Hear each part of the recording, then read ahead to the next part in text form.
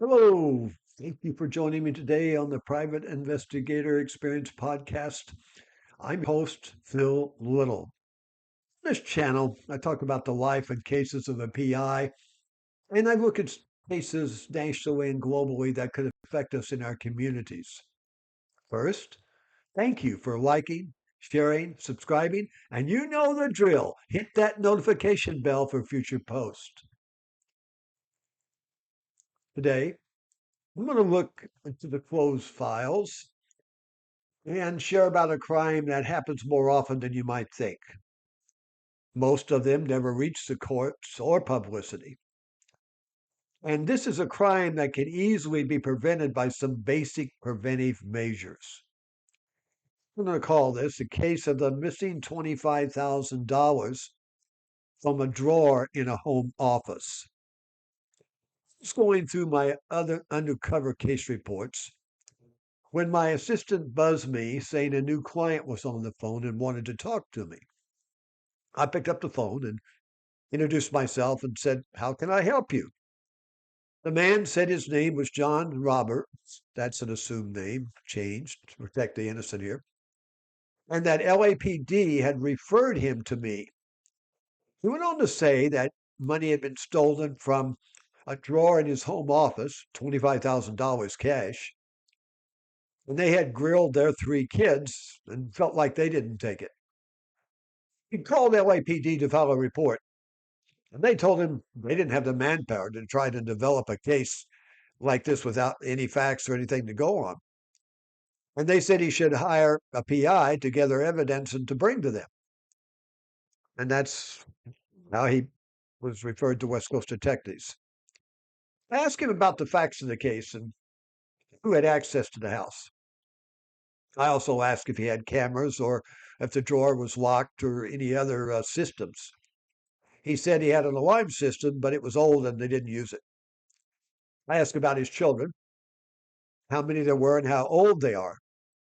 He said he had a boy 16, a boy 14, and a girl 12.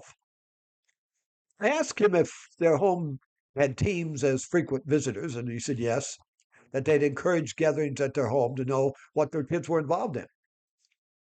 I went over the cost and a retainer that were needed that would be $1,000 to start, and then we'd see where the leads might take us. We would set a budget then at that time for further investigation. He told me he would have a check when I came to the house to review the office and talk to his kids. I went to his home in Woodland Hills, and while looking at the office drawer, I told him not to let anyone else touch it until I had our fingerprint analysis come and do some prints to see if we had any other than family members' prints there. As I talked to the oldest son, I asked if he had said anything to any of his friends about the money in the drawer, just bragging about his dad leaving cash or anything like that. At first, he denied, saying no, he hadn't done anything. But as I watched his mannerisms and face, I sensed he was not telling me the truth. I told him that this was very important, that he needed to tell the truth, for if it came out later that he had said something, and it could bring suspicion that he had been involved. I waited and looked at him as he got more nervous. He finally said, I did say something, just a joke in passing, that my dad had lots of money in the office drawer. But I never thought somebody might steal it. I'm not thinking any of my friends would do that. As the interview continued with the parents and the kids, it was determined that approximately eight teens had been at the home before the money was found missing.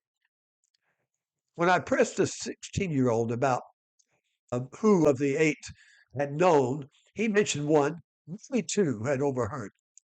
He said the conversation that he had had when it was mentioned was with one of the boys who was his closest friend.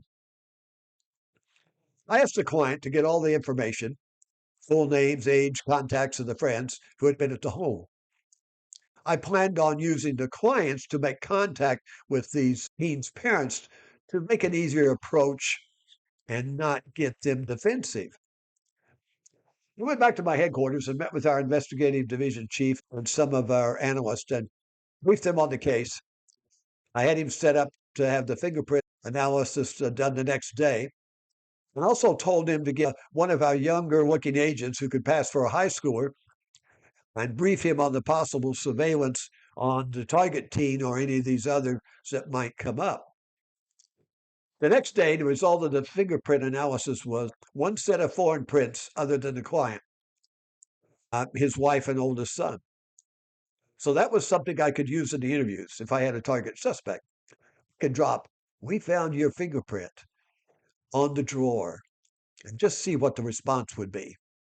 I had had that work really well on many hardened criminals at times. Never did have to really show that I had theirs. Now that we had a possible target, we could focus on him, but we wouldn't rule out everyone else. I had mentioned to the client that we could do polygraphs on all the teens, including theirs, to rule out any one of them being a suspect. As we prepared the briefing, for our teams with the facts that we knew and an action plan for going forward, I heard from the parents and they'd contacted all of the parents and explained the facts, and they all agreed to cooperate and that their kids would take poly if required. They also gave me the ID of all the teens who were there, with our focus starting with the teen who knew about the money. I scheduled a meeting with all the teenagers at the client's house, and all but the target suspect showed up. During the interviews, it came out that the teenager who wasn't there had been spending money on new electronics, games, skateboards, scooters, and he was saying his parents had given him money for his birthday.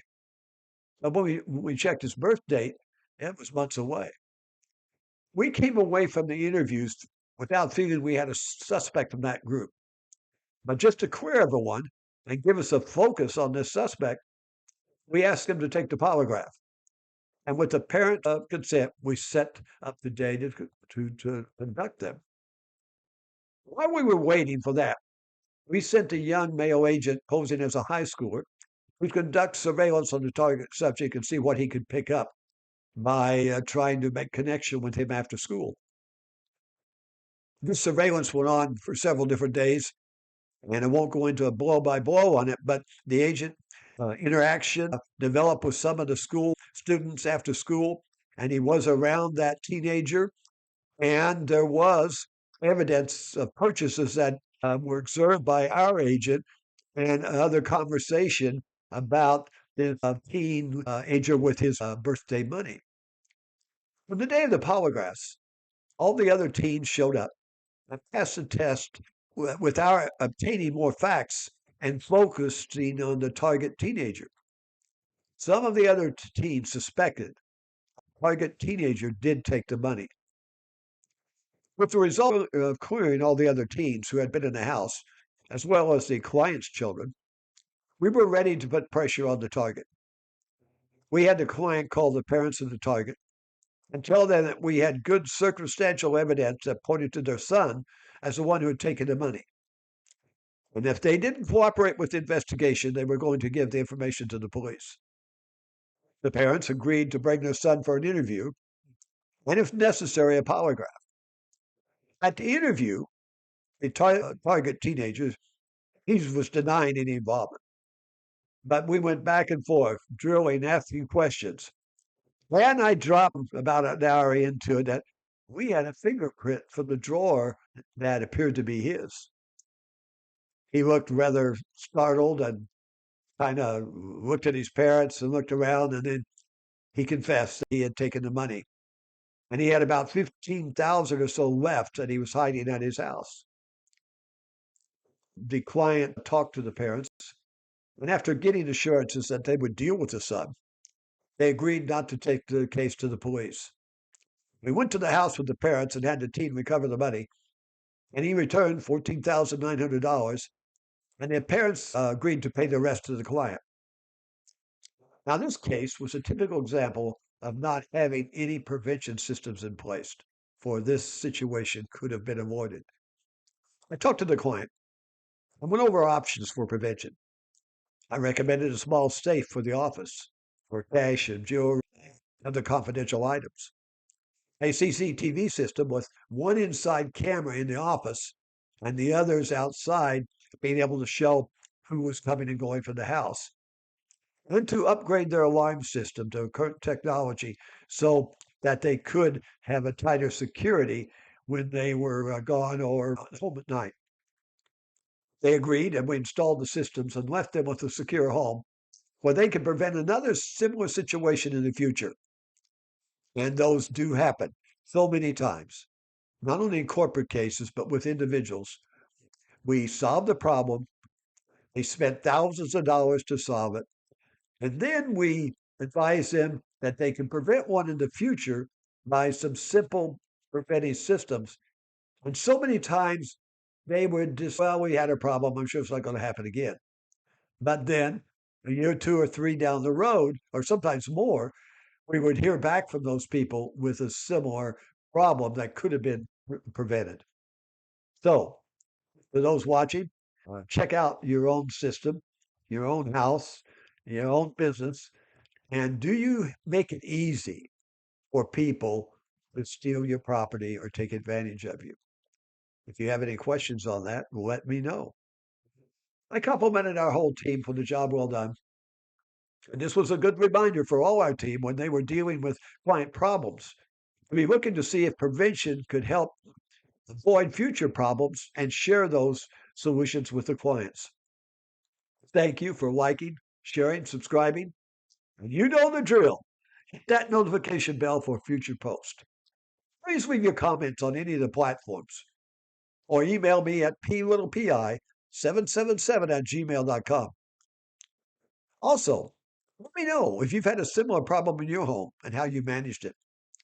If you have an issue in your home or business and would like to see if a PI could help you, send me a summary of that problem to plittlepi777 at gmail.com, and I'll let you know how we might be able to help you. Thank you. Be safe. May God bless you, your family, and may God bless America.